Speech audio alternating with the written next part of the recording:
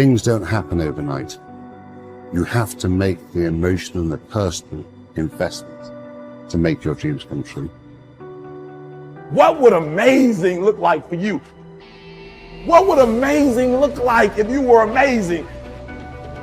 If you know what amazing looks like, then why haven't you gotten there yet?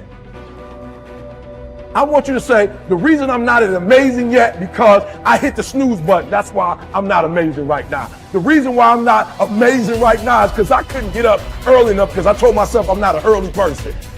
The people in the world become weaker people. It's by capping your brain. It's by putting this kind of garbage in it about not attacking what you're not good at.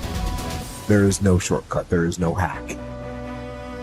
There's no sweatless solution. You're gonna have to work. There is always weakness to work on. Always. A lot of them. Why would we allow ourselves to make easy excuses? Why would you allow that? It's not what happens that determines the major part of your future. It's not what happens. What happens to us all.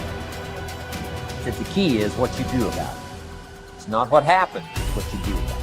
Stop being a lazy, bum-ass person that's full of excuses, sitting around on the pity potty, coming up with every excuse in the world as to why you ain't winning. You are the reason you're not winning. Find a way and an understanding that this thing that we are dealing with right now in our lives is only temporary. It's temporary and it will not last forever. You must realize that you must grow enough tenacity within yourself to press on. Are you going to put in the work or not? Are you going to find a way to reach your goals or not? The minute you start thinking, I don't want to do this, the minute that feeling creeps in, that's the time you're having a test. The minute you feel the ache of, I'd rather do something else, I'd rather do anything else than this, that's the test. The minute you train yourself to say, this is my opportunity, is the minute you go from loser to fucking winner. And this is a skill. This is something you practice. You are amazing and you have limitless potential. So start tapping into it by not sitting on the fence. Get up, get out, and get it done, baby. Let your work get your opportunity. Let your work get your praise. Let your work open up doors. Let your work get people paying attention. Let your work get the whole world to notice. Stop thinking, stop procrastinating, and you gotta work. So you gotta make sure that you constantly are rewriting your book. You have to constantly rewrite your book every day of your life. You know, and these aren't just words I say. This is how I have to live. Like, these are conversations I have with myself. And I say it everywhere I go. The most important conversation when you have with yourself. Yes. You live with it every single day. But most of our conversations are not the right ones. They're not the ones that are going to push us to the place we need to go. They're the ones that are going to keep us sitting in that toxic environment that you've helped create and everybody else helped create, and you just live in it. You live in that muck, and that conversation just plays in your head, and that becomes you. So my first conversation when I was absolutely nobody, and that's one thing you have to say. We live in a world now that's so kind. We find the kind way around everything. Like, if you don't look good, I have to find a kind way of saying, I don't like your shirt. Right. That's not the approach. The approach you have to take, at least I took. You take whatever approach you want. The conversation had to be a real, honest conversation. In the accountability mirror, guess what? I was fat. Don't find a kind word to say that, you know what, I've gained some weight. No, you're fat.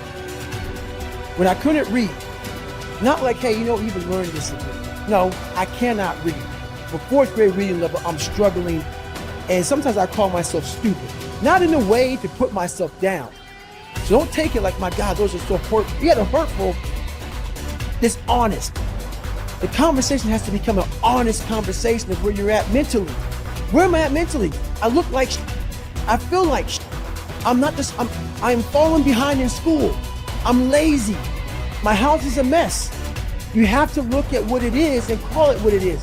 Don't find words to make yourself feel better, because that's what So we hang around people that make us feel better, that tell us what we want to hear, not what we need to hear. And so we stay away from those people.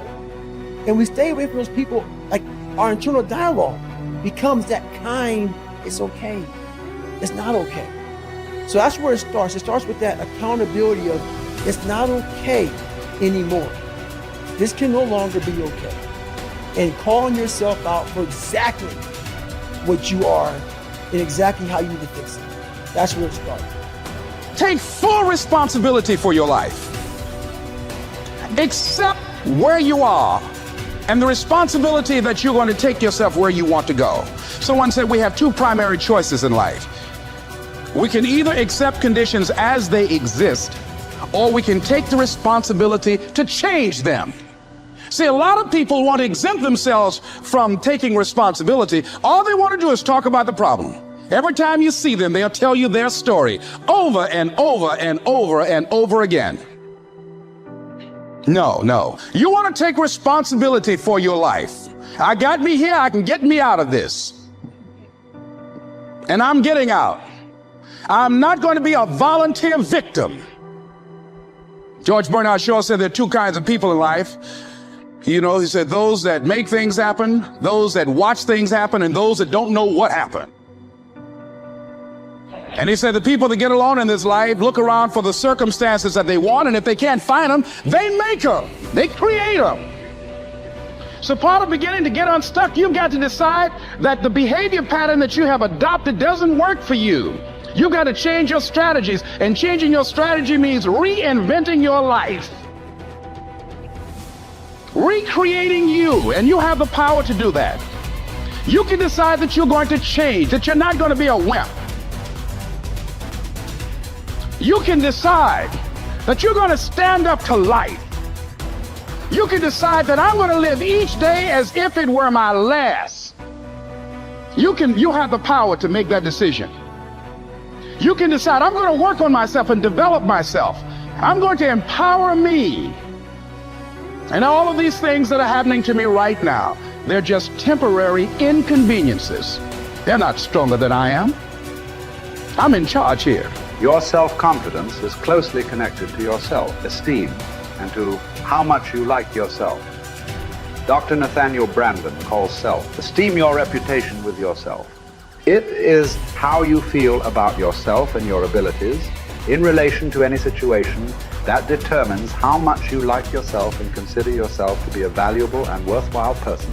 The more you like yourself, the better you do. The flip side of self-esteem is what psychologists call self-efficacy. Self-efficacy is a measure of how effective and competent you feel you are to perform a particular task or to achieve your goals. This is called performance-based self-esteem. What this means is that if your self-confidence and your belief in yourself are determined by your self-esteem, or how much you like yourself is determined by how capable you feel you are in any given set of circumstances. For example, if a problem comes up at work or home, and you are so familiar with it that you can solve it quickly and correctly, your self-efficacy and your self-esteem goes up. You feel more capable and confident and more willing to take on other challenges and difficulties. You feel more positive and optimistic. You feel like an excellent person. If, on the other hand, a problem or difficulty came up and you were unable to do anything to solve it, and you felt frustrated or ineffective, your self-esteem would suffer and your self-confidence would go down. You would feel negative about yourself and your abilities. You might even become angry or depressed. You would feel powerless rather than powerful. That's why they say in playing poker, the winners laugh and tell jokes while the losers say, shut up and deal. The law of cause and effect applies to everything you are today and to everything that you become. If the effect that you desire is high and unshakable, levels of self-confidence, then it is necessary that you engage in the same behaviors practiced by others who enjoy high and unshakable levels of self-confidence. And you will soon experience high levels of self-confidence yourself. Studies conducted on thousands of men and women who have moved from ordinary to extraordinary performance and who have moved from feelings of inadequacy to feeling great about themselves show that there is a direct cause-effect relationship between competence and mastery on the one hand and self-confidence on the other. To attain this wonderful, healthy feeling of optimal performance, you need clear goals, challenging standards, regular feedback, total concentration, step-by-step, step success, and a feeling that you are expanding your capabilities to a new, higher level. When you have created a situation in which you experience all of these, you sense that you are working at the outer edge of your own personal envelope. You feel that you are getting progressively better and better at something you are ideally suited to do. And that while you are still working within the range of your capabilities, you are stretching yourself at every moment. When you are caught up in this kind of experience, you often lose track of time. You become unaware of hunger, thirst, or fatigue. You feel calm and clear-headed and euphoric. Tests show when you are in this state of flow, your brain releases endorphins, nature's happy drug, which causes you to feel happy and energized.